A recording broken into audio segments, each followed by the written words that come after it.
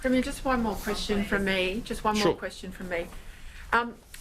Because of the constraints of the Federal Telecommunications Interception Act and the inquiry being able to obtain complete and full phone records, we know that the issue, and it's included again in Graham Ashton's submission today in closing statement to the inquiry, the Coate inquiry, it pertains to an incoming call to Graham Ashton, as he says, in that 6-minute period. Given the constraint of getting the incoming calls, for the avoidance of doubt, are you, Mr Eccles, and indeed your Chief of Staff, prepared to provide your outgoing calls in that 6-minute period, which would be freely available to you from Telstra, freely available in your own personal records? That information has not yet been provided to the inquiry. Would you be happy to provide that to the inquiry? We've been happy all along. If the inquiry sought information from us, from any Victorian, then the answer should be yes. Would you be happy to provide it anyway, whether they ask for it or not? I mean, it goes to the heart of the question of who called Ashton in that 6-minute period. I would have thought that we'd well and truly established, if not from today's press conference, but from many that I've done in recent times, that the inquiry is independent. The Inquiries Act makes that. That's not a matter of opinion, that is a matter of fact. And I'm not going to get into, if you like, telling the inquiry what they should seek, what they should call for, what they should find. They are, having looked at nearly 300,000 pages, having heard from witnesses from, far and wide, I'm confident that if they believe there is a deficiency or an incompleteness in terms of the picture that they are working with, it is within their power to raise those matters. It is not in their power. Let me be very clear. No, you don't. The inquiry that you have established, led by Jennifer Coate, under the Victorian Inquiries Act, does not have the power to request from you or your Chief of Staff or Mr Eccles phone records. That is only under the Federal Telecommunications Interception Act. It is not a power or an ability open to Justice Coate. But you, as an individual, your Chief of Staff and Mr Eccles can willingly provide that information now and completely clear up this 6-minute period that has been, I think, the subject of a lot of debate and conjecture. You could clear that up tomorrow with your own free provision of records available to you now. I understand the point that you're making, but the point you're making seems to miss, I think, a really key element here. I've given evidence. Mr Ashton's given evidence. There's no federal or state prohibition on people being asked a question. In fact, they're obliged, regardless of which parliament passed the law, to answer fully. Premier. Yeah, but he could have been asked about those matters. I'm not the one doing the asking. Excuse me, Premier, but in his evidence again today in the submission and closing arguments, when Mr Ashton is asked, he does say that someone called him with that decision. Someone called him. He can't recall who it is. But there you go. So, again... No, please. He's a former police commissioner who clearly says he had a call in that period of time.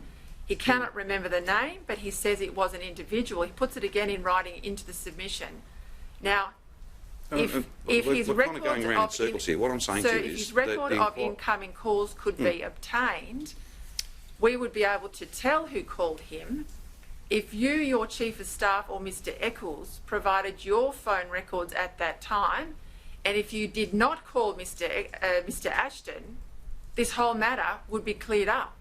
Well, and with the greatest of respect, if you're putting it to me that somehow you've got the power to make a request of me, but that the board doesn't, that's just not right.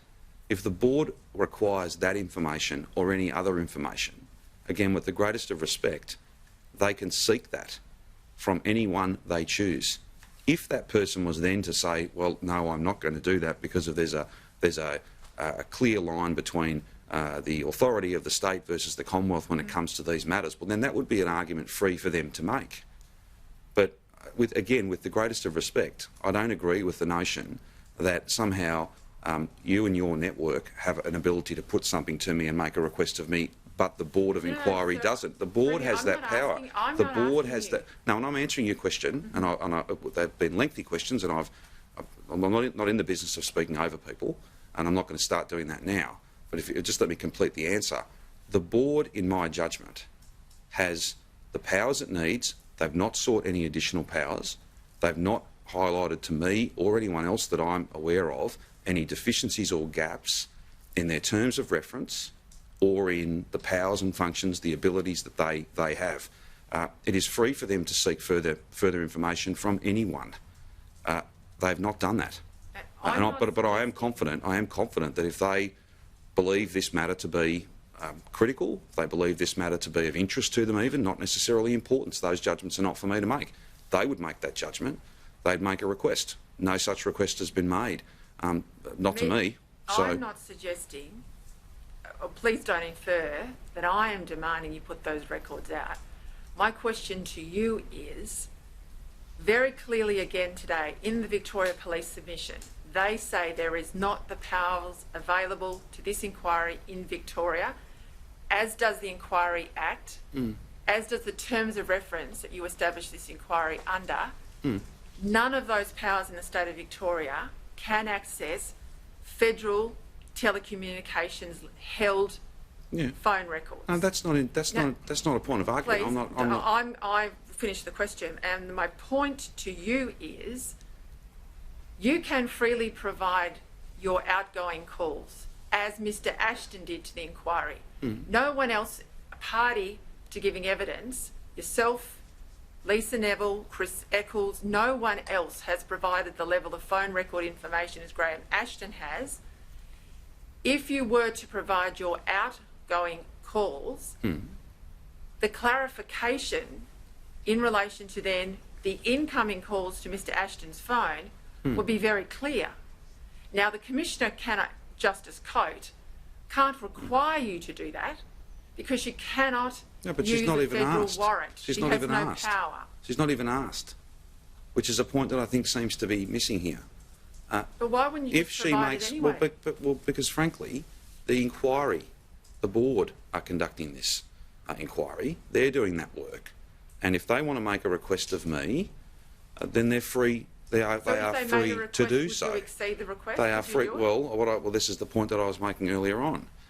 All requests that have been made by the Independent Board of Inquiry have been agreed to, whether that be an additional funding, my completing a witness statement, which is a Q&A. It's basically a series of questions get put to me. Did all that. Please, could you come along and appear and answer all questions? Yes, I did that. I think I've well and truly demonstrated my faith in this process and my willingness to be a part of it. I established the inquiry after all. So again, if requests were made, then of course, on our form, and I'll confirm for you right now, of course we would provide and be cooperative in any way we possibly could. In any way we possibly could. For all the parties who haven't provided them to date? If requests were made. But that's for the Board. That's for the Board to determine whether they want that information or any other information. But I wouldn't want anyone to draw from any of our discussion today the notion that things have been sought and have not been handed up, because that would be absolutely inaccurate.